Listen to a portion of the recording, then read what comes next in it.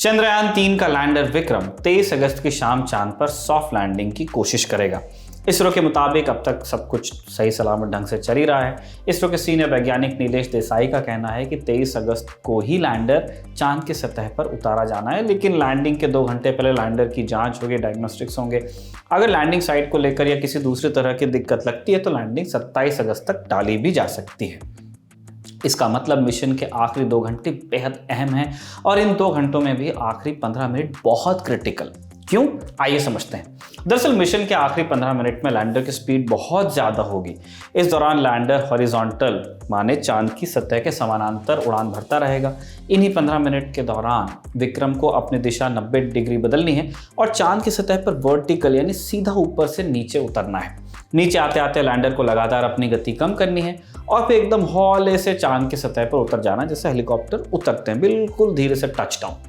ये काम और पेचीदा इसलिए क्योंकि ये सारी कलाबाजियां खाते वक्त इसरो का लैंडर पर कंट्रोल नहीं रहेगा, सीधा कंट्रोल नहीं रहेगा। सारा दारोमदार उस प्रोग्रामिंग का होगा जो इसरो ने हफ्तों पहले लैंडर के सिस्टम में फीड की।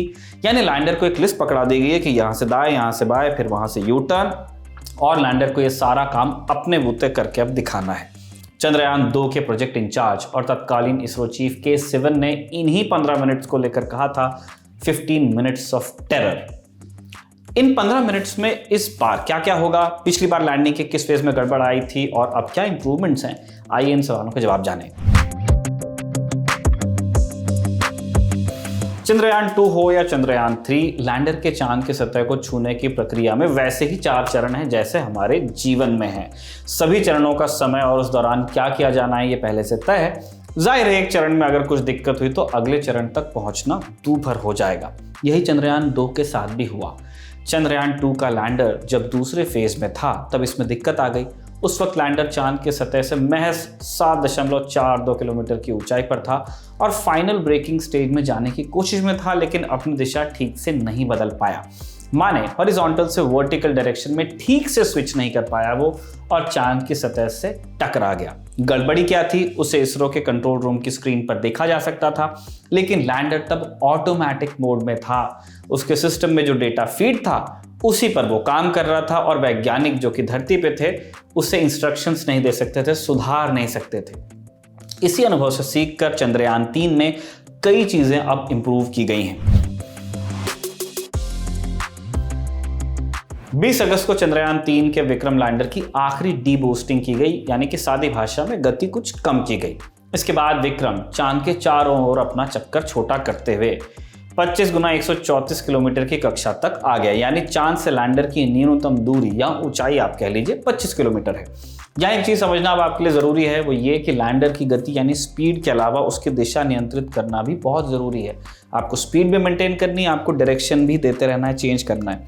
लैंडर को मोटा माटी 3 काम करने हैं। पहला, अपनी हॉरिजॉन्टल वेलोसिटी कम करनी, जो ऐसा जा रहा है उसको स्पीड को कम करना है। लैंडर अभी लेटी हुई स्थिति में ही है, हॉरिजॉन्टल है, उसे चांद पर उतरने से पहले वर्टिकल पोजीशन में आना है, यानी ऐसे जा रहा है उसे ऐसा होना है, दिशा बदलनी है। और तीसरा काम, चांद पर उतरते समय गति को बिल्कुल 0 के पास लाना है। अगर आप नंबर्स में समझना चाहें तो 30 किलोमीटर की ऊंचाई पर लैंडर की हॉरिजॉन्टल वेलोसिटी 1.68 किलोमीटर पर सेकंड है, यानी 6000 किलोमीटर प्रति घंटा से भी ज्यादा।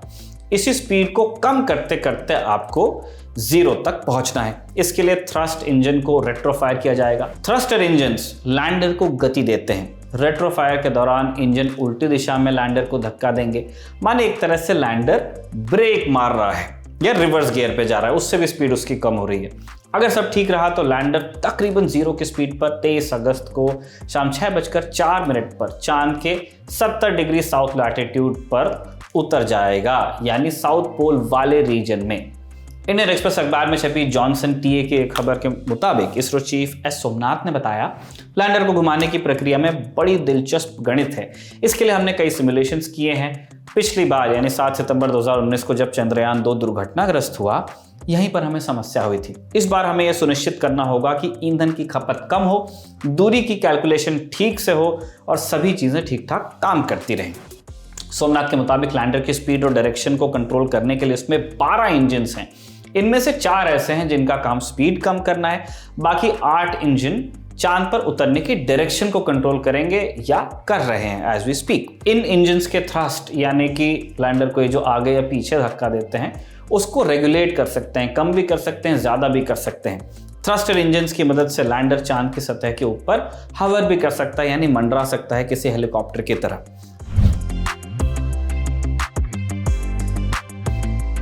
रफ ब्रेकिंग फेज ये क्या है? लैंडिंग की प्रक्रिया की शुरुआत के समय 30 किलोमीटर की ऊंचाई पर लैंडर की हॉरिजॉन्टल वेलोसिटी 1.68 किलोमीटर पर सेकंड होगी। यहां पर ध्यान रहे कि लैंडर की वर्टिकल वेलोसिटी 0 है, यानी वो सीधा जा रहा है, ऊपर से नीचे नहीं आ रहा है। इसके बाद रफ ब्रेकिंग फेज शुरू होगा।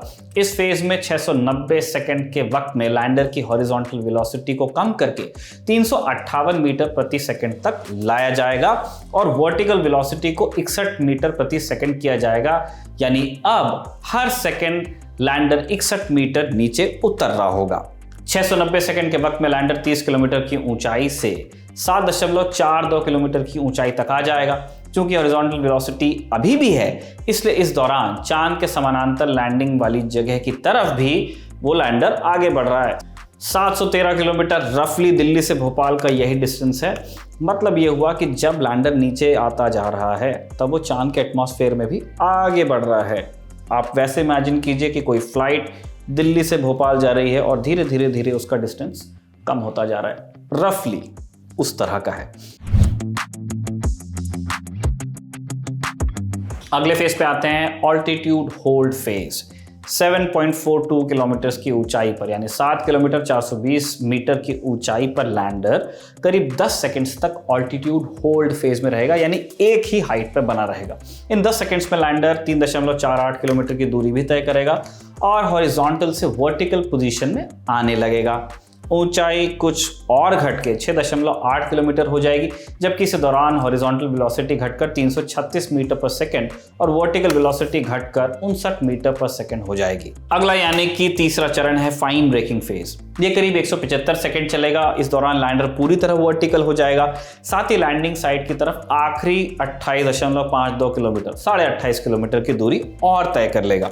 इस वक्त तक इसकी चांद की सतह से ऊंचाई मात्र 800 से 1000 मीटर की बचेगी और स्पीड ऑलमोस्ट 0 हो चुकी होगी। सोमनाथ बताते हैं कि ऑल्टीट्यूड होल्ड फेज के दौरान कुछ इंस्ट्रूमेंट्स की जांच हो जाएगी।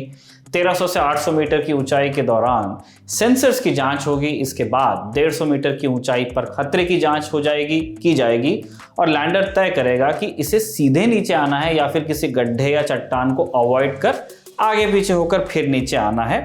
और 150 मीटर का करेक्शन लैंडर कर सकता है कि 150 मीटर आगे या पीछे होकर अपन उतर जाएं कि यहाँ गड्ढा है, यहाँ चट्टान है।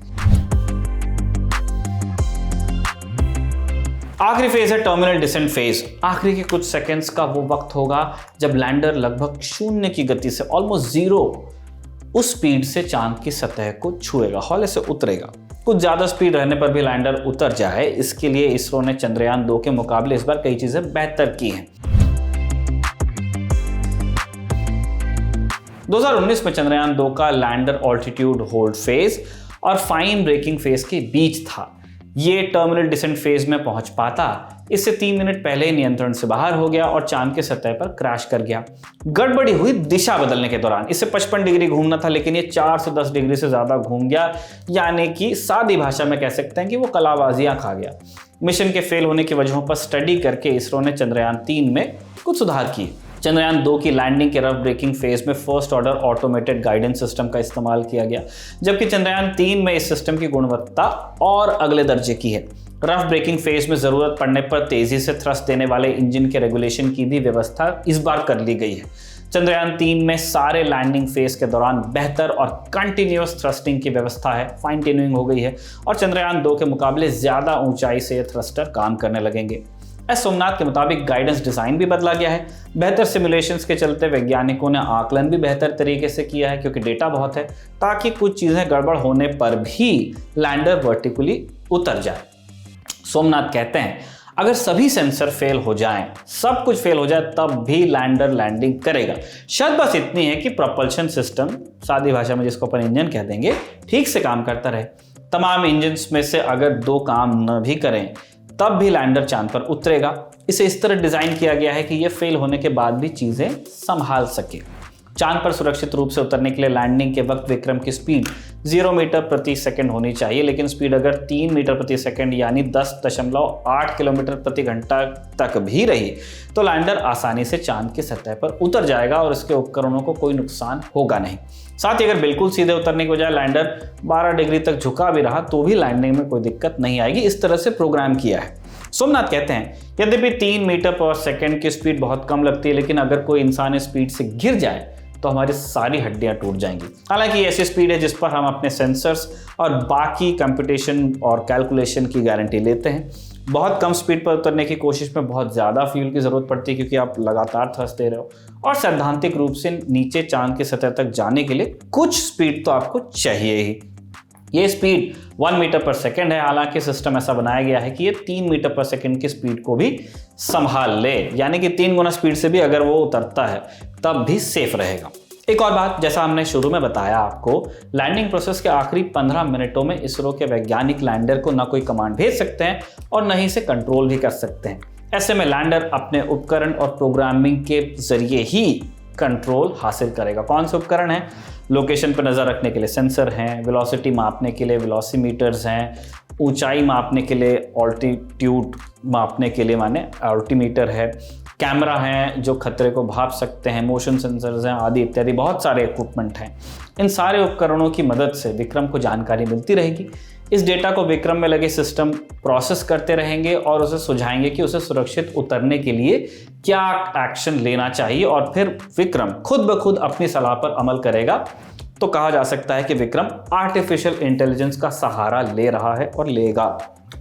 आपके लिए ये सारी रिसर्च की थी हमारे साथी शिवेंद्र गौरव ने, और जतिन ने इसे कैमरे पर रिकॉर्ड किया। आप देखते रहिए दी लल्लन टॉप।